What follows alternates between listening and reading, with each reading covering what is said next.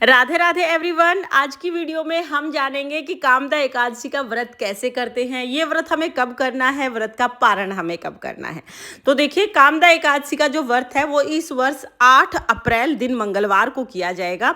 अब की बार एकादशी एक ही है, कोई कंफ्यूजन नहीं है, 8 अप्रैल को ही हमें एकादशी का व्रत करना है। कामदा एकादशी के व्रत में हवन करने का बहुत ज्यादा महत्व होता है। लौंग से हवन किया जाता है और माना जाता है कि कामदा एकादशी के व्रत में जब हम हवन करते हैं तो हमारे जितने भी जाने अनजाने किए हुए पाप हैं वो सारे नष्ट हो जाते हैं। तो आप भी इस दिन लौंग से हवन जरूर कीजिएगा। कामदा एकादशी के व्रत में अगर आप लड्डू गोपाल जी की सेवा कर रहे हैं तो लड्डू गोपाल जी का पूजन कर सकते हैं। अगर आपके पास लड्डू गोपाल जी की सेवा नहीं है तो श्री हरि विष्णु भगवान की जो भी स्वरूप आपके पास है, फोटो या मूर्ति जो भी स्वरूप आपके पास है, उनका आप पूजन कर सकते हैं। अगर आपके पास फोटो है तो जल के छींटे लगा लीजिएगा। अगर आपके पास लड्डू गोपाल जी है या आपके पास विष्णु भगवान का विग्रह है तो उनको आप पहले स्नान करा के सुंदर सा उनका श्रृंगार कर लीजिएगा। तो मैंने यहाँ पर लड्डू गोपाल जी को स्नान करा दिया है, सुंदर सा उनका श्रृंगार कर लिया है। इसके बाद हम पूजा शुरू करेंगे। तो देखिए, आप चाहे तो अलग से चौकी लगा के पूजा कर सकते हैं या आप अपने घर के मंदिर में ही पीले रंग का आसन बिछाकर पूजा कर सकते हैं। यहाँ पर मैंने लड्डू गोपाल जी को पीले रंग के आसन पर विराजमान किया है। जिस सिंहासन पर लड्डू गोपाल जी बैठे हैं उस पर मैंने पीले रंग का आसन बिछाया है। फिर हम धूप दीप जला लेंगे। धूप दीप जलाने के बाद फिर हम चंदन से तिलक करेंगे और तिलक के ऊपर हमें तिल जरूर समर्पित करने हैं। थोड़े से तिल आप दिए में भी जरूर डाल दीजिएगा। माना जाता है जितने तिल चटकते हैं उतने ही हमारे पाप कटते हैं। इसके बाद हम फूल समर्पित कर देंगे और क्योंकि हम घर के मंदिर में ही पूजा कर रहे हैं तो गणेश जी भी यही विराजमान है, तो गणेश जी को भी हम फूल समर्पित कर देंगे, गणेश जी को भी तिलक कर देंगे। साथ में ही हम यहाँ पर भोग समर्पित करेंगे। तो पहले हम गणेश जी को भोग समर्पित करेंगे, फिर तुलसी युक्त भोग हम श्री हरि विष्णु भगवान के स्वरूप लड्डू गोपाल जी को समर्पित करेंगे।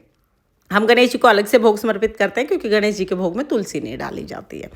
इसके बाद जल समर्पित कर देंगे। फिर 1 लोटा जल लेंगे और फिर हमें कथा सुननी है।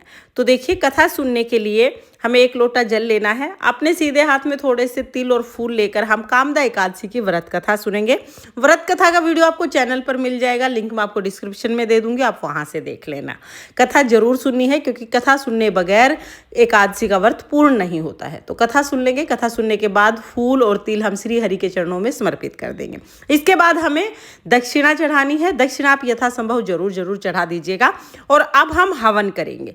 तो देखिए, हवन करना इस व्रत में बहुत जरूरी है। तो आप संविदा है तो संविदा जला लीजिए, गाय के गोबर से बना हुआ उपला है तो वो जला लीजिए, नहीं तो आप कपूर जलाकर भी अग्नि प्रज्वलित कर सकते हैं। सबसे पहले हम गौरी गणेश के नाम की 2 आहुति घी से समर्पित करेंगे। उसके बाद फिर हम श्री हरि विष्णु भगवान के नाम की 11 आहुति लौंग से समर्पित करेंगे। ओम नमो भगवते वासुदेवाय नमः का जाप करते हुए लौंग की हमें 11 आहुति यहाँ पर समर्पित करनी है। उसके बाद फिर हम मीठा समर्पित करेंगे, यानी भोग में हम चीनी, पतासा या कोई भी फलाहार मिठाई है उसका भोग लगा देंगे। उसके बाद अपने हाथ में थोड़ा सा जल लेकर हम हवन कुंड के ऊपर से 2 बार वार देंगे। इस तरह से हवन हो जाएगा। छोटा सा हवन करने से सभी प्रकार के पाप दोष समाप्त होते हैं, तो आप हवन जरूर कीजिएगा। इसके बाद फिर हम धूप दीप से बहुत ही प्रेम पूर्वक आरती करेंगे। तो पहले हम गणेश जी की आरती करेंगे, उसके बाद श्री हरि विष्णु भगवान की आरती कर लेंगे। आरती करके हाथ जोड़ेंगे और अपनी पूजा में रही कमियों के लिए क्षमा याचना करेंगे। फिर जो जल है वो हम सूर्य देवता को अर्घ दे देंगे और इसके बाद जो भोग प्रसाद है वो घर के सभी सदस्यों में आप बांट सकते हैं। इस तरह से सुबह का पूजन पूर्ण हो जाएगा। सुबह की पूजा करने के बाद आप चाय पानी पी सकते हैं। शाम को भी हमें यहाँ पर दीपक जरूर जलाना है और फलाहार भोग समर्पित करना है। उसके बाद व्रत का पारण हमें अगले दिन करना है। तो देखिए, कामदा एकादशी का व्रत 8 अप्रैल को किया जाएगा और व्रत का पारण 9 अप्रैल को सुबह 6:02 से 8:34 तक आप कर सकते हैं।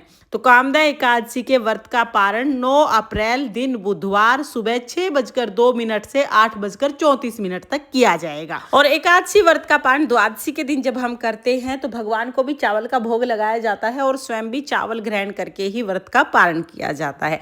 अगर किसी कारण से इतना जल्दी आप चावल नहीं बना पाते हैं तो कच्चे चावल आप भगवान को समर्पित करें और कच्चा चावल अपने मुंह में डाल के आप व्रत का पारण कर सकते हैं। तो फ्रेंड्स, ये थी कामदा एकादशी व्रत की बहुत ही सरल पूजा विधि। आपको ये पूजा विधि कैसी लगी कमेंट करके जरूर बताना। और अगर आपको वीडियो पसंद आई हो तो वीडियो को लाइक कर देना, चैनल को सब्सक्राइब कर लेना। फिर मिलेंगे किसी और वीडियो के साथ, तब तक के लिए जय श्री कृष्णा, राधे राधे।